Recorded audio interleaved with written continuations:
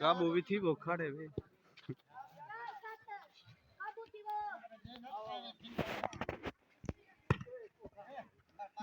रमजू आज झोंके घिंडा गणे को चास कहानी तेरी रमजू पर नहीं खड़ा मोल भी रमजू। अस्सलाम वालेकुम, क्या हाल है? ठीक हो? तबीयत से ठीक है? उम्मीद करना सारे ठीक ठाक हो सन। आज दे नवा व्लॉग शुरू करेंगे इंशाअल्लाह। तो दिखाने वाले हैं बहुत ज़बरदस्त माहौल। आज नेट कर दे पान नेट वाला माहौल तो इंशाअल्लाह दिखेंगे है सर नाल।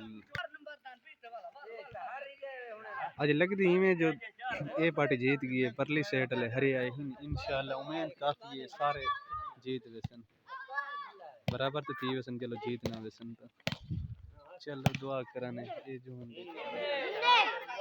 मरा धूड़ पटिया